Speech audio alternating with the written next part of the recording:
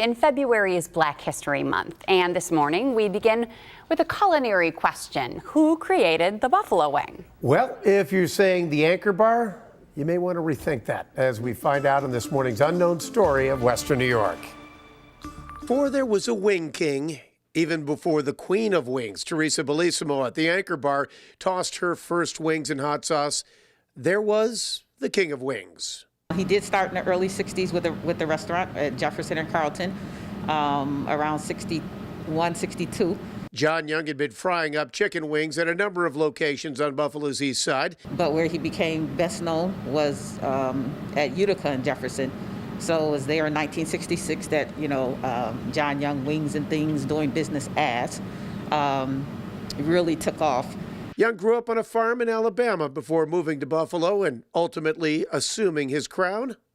Before he got to Utica Street, he did take a little trip to Jamaica and added some things to his sauce, some fruits and things. And so he tried to call it Bahama Mama sauce, but that name didn't really stick. People were used to mumbo sauce.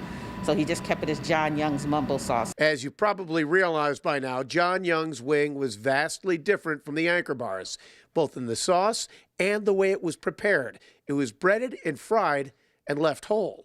His opinion was to split the wing was kind of adulterating the wings. And now Lina Brown Young has brought her father's spirit and recipe back. Through a series of pop-up events and a stop on Buffalo bike tours, John Young's mumbo sauce and original wing recipe can be sampled in the Queen City for the first time in decades. Certainly the contributions of John Young to Buffalo history is, I would say, is equally as important, if not more important, than the Anchor Bar. There's also a GoFundMe page set up by the Young family, the Michigan Street Corridor, and Buffalo Bike Tours to tell this story through a new mural at the site of Young's former restaurant at Jefferson and Carlton.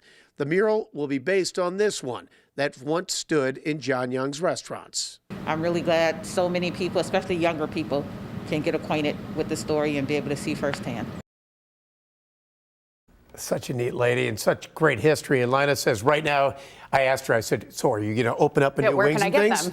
And she says right now she doesn't have any plans to open up a new restaurant, but she is in the process of planning other pop-up events in the future where you can go and try those famous wings and the mumbo sauce. They've done some in the past at the Broadway Market and different stops on the Buffalo Bike Tours. But we do have a link for Buffalo Bike Tours and that GoFundMe page within the story at WGRZ.com.